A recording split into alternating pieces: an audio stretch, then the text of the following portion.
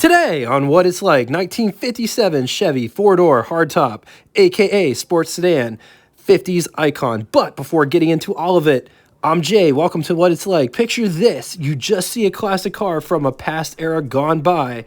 But this car was one that you've never seen before. So when you get home, or the commode, depending on your situation, you type vigorously in the search box on the tube to get more info on the car you just witnessed. Problem is, every title you click, it just has the car with some bloke walking around it with music. This channel, we feature the classics, vintage, some exotics, lots of orphan cars, and cars off the beaten path. Dive in deep with specs, period correct ads, button switches, and knobs. And most importantly, we show what these cars are like. If that sounds like a channel that you will totally dig, subscribe and hit the bell icon next to it to never miss a video. This 1957 Chevy 4-door hardtop is currently for sale at Classic Auto Mall, which is located in Morgantown, Pennsylvania. Classic Auto Mall is not a museum per se, but a classic car dealership, and it's the largest automotive consignment dealership in the northeastern region of the US of A, with over 850 cars for sale when recording this episode.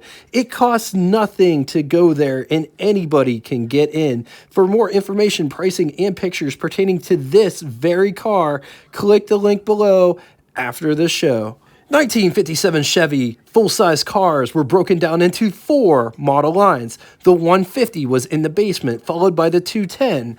Delray, Belair was at the top. Chevy also offered a full truck line, as well as wagons and a sports car offering called the Corvette. Chevy offered the Belair from 1950 to 1981 in 8 generations. It's worth mentioning they did have a concept car by the Belair name in 2002. 1957 falls in the second generation, which had a production run from 55, 56, 57, often referred to the Tri-5 Chevys. 57 could be had as a 2-door sedan, 4-door sedan, 2-door wagon, 4-door wagon, 2-door convertible, 2-door hardtop, and 4-door hardtop. Designed by Bill Mitchell and built on the GM A-body platform, along such cars as the Pontiac Chieftain. Before comparing the 56 and 57, let's try something completely new. Please give me feedback in the comment section. If you like this, we will continue doing this. It was brought to my attention by somebody in the comment section that we should start doing this. This is the side shot profile of all the 4-door hardtops on offer by GM. Chevy Belair is on the top, followed by the Pontiac Star Chief, followed by the Oldsmobile 98, followed by the Buick Roadmaster Riviera, Cadillac Series 62. Look at where the Darren dip is on each of these designs. Also, look at the roof designs. Real quick side note, notice these are all the top trims, except for the Cadillac. These are all the top trims of each one of these car offerings. Chevy and Pontiac share the same roof design. The Oldsmobile has a totally different styled roof than all of them. Plus, it has a 3-piece rear glass situation where all the others have a wraparound back glass. Also, the Buick and the Cadillac share the same roof. All right, let's compare the 56 to the 57. 56 on top, 57 on the bottom. Starting in the front, the 56 is a more simplistic design with a single hood ornament, big rectangular running lights and or turn signals at the end of the grills, just under the headlights. The grill section is slightly angled. The 57 has 2 hood ornament spears. Headlights sit further back in. Bumpers are massive with Dagmars. Turn signals have been moved inboard. Moving to the side profile, the roof and overall shape is the same. The 56 has trim coming off the wheel well in the front where the 57 doesn't have it. Different wheel covers. Trim/paint scheme are different. Moving to the rear, in the rear quarter section, the fins are way more pronounced on the 57 than on the 56. The bumpers have been totally revised. Tail light placement is lower on the 57. Moving to the dash region, 2 totally different setups. Everything is totally different. Which one do you prefer in the comment section below? Before moving on to specs, Some may not know there is a difference between a hardtop and a sedan. Chevy offered both two-door sedans and two-door hardtops, as well as four-door sedans and four-door hardtops for 56 and 57. 55 did not offer a four-door hardtop. So the hardtop is on the bottom, the sedan is on the top. First off, the sedan has frames around the doors and posts, and it has a different roof design with added rear quarter windows. I never knew the roofs were different, so that's why we're showing this, because it's really cool. All right, let's talk specs. 200 inches long, 73.9 inches wide, 58.4 inches tall. It rides a wheelbase of 115 inches. It weighs 3,440 pounds. Price, $2,365, which is equivalent to you spending $25,179.25 in the year 2023.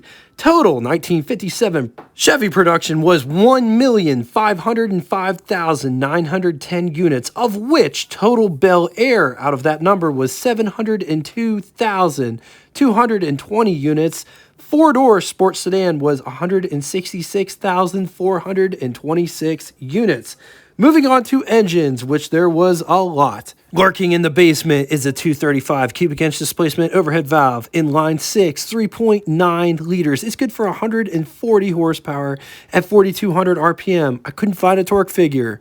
With compression rating of 8-to-1 for main bearings, when mated to a 3-speed manual transmission, 0 to 60 could be had in 13 seconds. Theoretical top speed 96 miles per hour. Average fuel economy, 15.3 miles to the gallon. Moving to the mid-level engine, 265 cubic inch displacement V8, 4.3 liters. It was available in two flavors. One flavor had 162 horsepower. The other one had 170 horsepower at 4,400 RPM. Could not find a torque figure for this one either. Compression 8-to-1, featured 5 main bearings. When coupled to a 3-speed manual transmission, 0 to 60, 10.8 seconds. Theoretical top speed 101 miles per hour. Average fuel economy 13.9 miles to the gallon. Moving on to the biggest and baddest engine on offer, and for simplicity, they offered this engine in 6 flavors. So we could literally be here all day talking about all the different flavors of 283 cubic inch displacement V8 4.6 liters. It made anywhere between 185 brake horsepower to 283 horsepower, 1 horsepower per cubic inch with mechanical fuel injection. At 5,000 RPM, it could make anywhere between 270 to 305 pound-feet of torque at 4,400 RPM, with a compression rating of 9.5-to-1, except for the fuel injection model, which had a compression rating of 10.5-to-1. Features 5 main bearings, 245 horsepower version of the 283 when coupled to a 3-speed manual transmission, 0 to 60, 9.1 seconds. Theoretical 117 miles per hour. Average fuel economy was 12.1 miles to the gallon. Let's talk styling. Did you ever notice that there is a grid behind the headlight situation? Can you see that screen? I never knew that until I reviewed the very first 57 Chevy. This is the second one, 4-door hardtop. But down here, it doesn't have anything.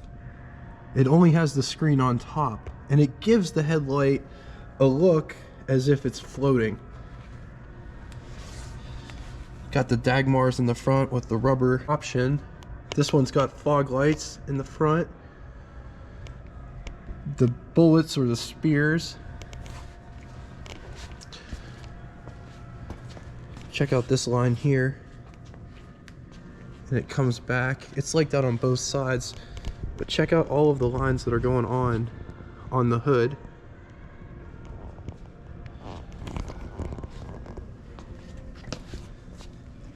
Coming down the side, just notice the bumper.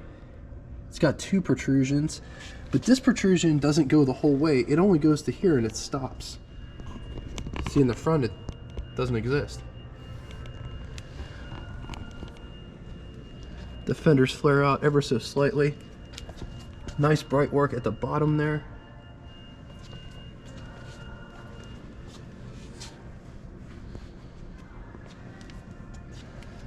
Look at how this is texturized inside that panel. But it's relatively straight, this fin. My favorite fin, somebody asked me what my favorite fin was on a fin car. For now, it is the 59 Rambler Cross Country Wagon fin. They're very similar to this. It even has this part here. Difference is, it's not straight. It curves inward. It's awesome design. If you ever see one at a car show, take a look at it. This is very straight. Kind of boring. Look at how this flares out. Coming to the back. Here's my hand for reference to show you how far these fins actually protrude. But this fin is actually a copy of another fin. If you could name it in the comment section below.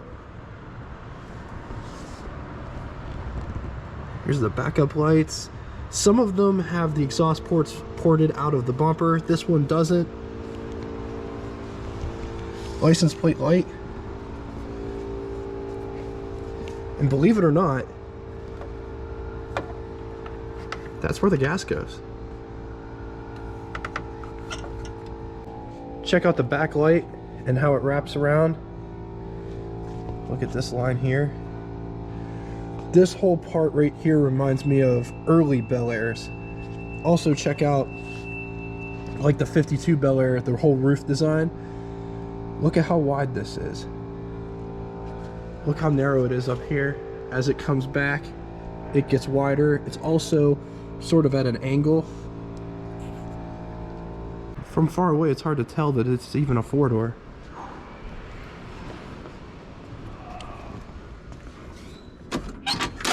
But just check how all this works.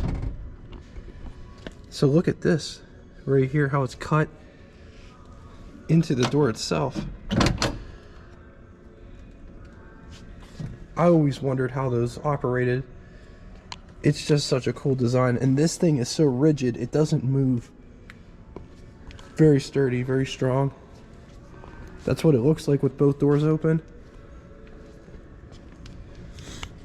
And notice it's a hardtop. It does not have a pillar there.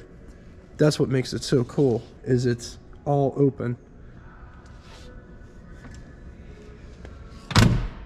Let's talk about the front door panel.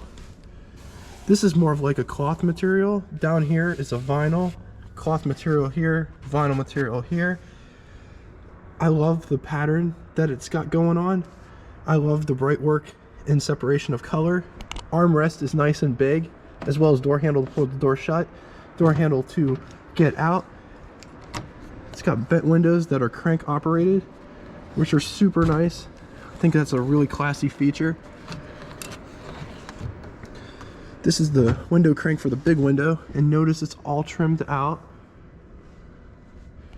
Coming down inside the pedal box down here, emergency brake, handbrake, light for the high beams. This is a vent, brake pedal, gas pedal. Just notice how small that brake pedal is. There's my hand for reference. Tiny brake pedal.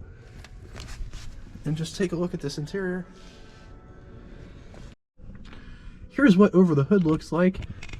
Here's what first person over the hood looks like. Here's how much space there is underneath the steering wheel. And the reason I show that is because these steering wheels don't generally move. The seats don't go up and down either, nor does the steering wheel telescope or tilt. On to the button switches and knobs. Starting on the left-hand side, moving right, left turn signal indicator, amp meter light, coolant temperature, headlights, wipers, speedometer with odometer inside of it. Drive modes: read, park, neutral, drive, low, reverse. Oil pressure, which is a light, right turn signal indicator, gasoline gauge, ignition, lighter, fan speed, defroster, rear speaker, radio controls, and clock. Up above, there are sun visors, and they're pretty big. There's my hand for reference. Here is the rear view mirror situation, and a sun visor over here for the passenger. On to the glove box test. Here's our test subject. Here's my hand for reference. Here is our glove box in question. It's kind of like a mail slot. It's not going to fit. No, it doesn't fit. This glove box does have cup holder indentations, so if you did go to the drive-in, you can put your cups there. Small cups, of course, because otherwise they'll hit off of here. Coming back to the rear door, this door panel is a lot like the front, but it's not designed the same. And I know, hey Jay, it's in the back. It's totally different, I know. Look, the armrest is moved back further. I left the door open so you can see. Just look at the design on the front door and look at the design on this door. They are different. I also want to show you this door fits up underneath the roof line there. See that? It opens to allow you access into the back.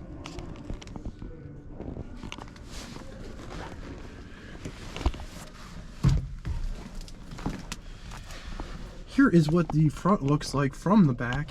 Here is a quick gander of what the greenhouse looks like, or pillar to glass ratio. The greenhouse is excellent in this car. That's what visibility looks like out the backlight, as well as what it looks like out the back.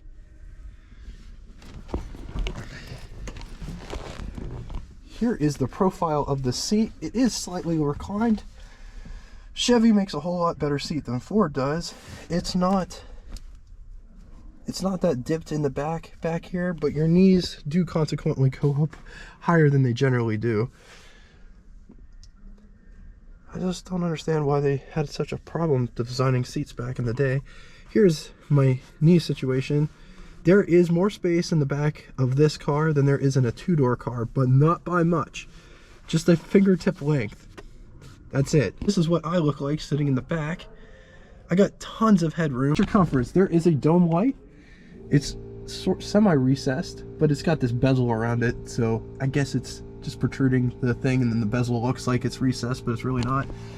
Notice the chrome all inside here.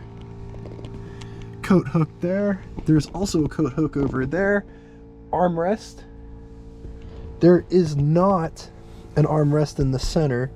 These seats are like a blend between vinyl and cloth. There is an ashtray in the center. It looks like that. Coming to the under the hood section, this one's pretty straightforward. The catch is right here. Pull it towards you. It's a single catch. There it is, 283. So this one's got a funky, the generator has a shaft that comes out the rear of it, and it drives the power steering pump. Master cylinder right there, it's a single master cylinder, non-power assisted. Horns are in the front, dual horns. On the positive side, one of the most desirable collector cars around, and most collectible Chevy passenger car ever. Classic styling, great V8 performance, great investment potential. Against it, strong buyer competition, and in my opinion, super overrated for what it is. All right, now it's time for Would You Rather. Beef or chicken, paper or plastic, hydraulic or cable clutch. Two scenarios, actually three scenarios today. And money is no object. So if you're getting these cars, which ones would you rather have? Scenario number one, 1955 Chevy or 1956 Chevy or 1957 Chevy. I'm going to leave this here for a minute so you could decide. If it's not enough time for you, you can always pause the video and go back. Second scenario, 1957 Chevy or 1957 Ford or 1957 Plymouth. Now the last one is really hard. It is completely random. 1934 Packard Aero Coupe, which is a V12 Packard, which they only made 4 of, to my knowledge, in 1934, or 1932 Chrysler Imperial, or 1948 Delahaye Type 135M. In the comment section below, which one would you rather have out of these three scenarios? Now it's time for Name That Tune. First person to give me both the correct name of the band and song title, first person to do both correctly will have their comment pinned to the top of the comment section. In the words of a If you'd like to get in touch with me, shoot me a comment in the comment section below or check out our Facebook group that correlates with this YouTube channel. If you don't have Facebook and would like to get in touch with me one-on-one, shoot me an email. All of that will be linked in the description below. Just know I appreciate all of the support. And until next time, here are some scenes for our next episode. 1950 Dodge B4 Series truck. That's what's next on What It's Like. Tune in Monday at 4:30 Eastern Standard Time to catch that episode. Until then, toodaloo!